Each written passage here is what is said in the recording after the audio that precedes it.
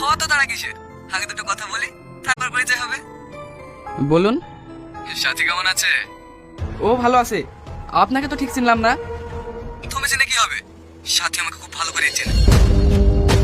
ফোনটা কেটে দেন কেন? প্লিজ, ফোনটা কাটেন। এই তো চিনে ফেলেছে।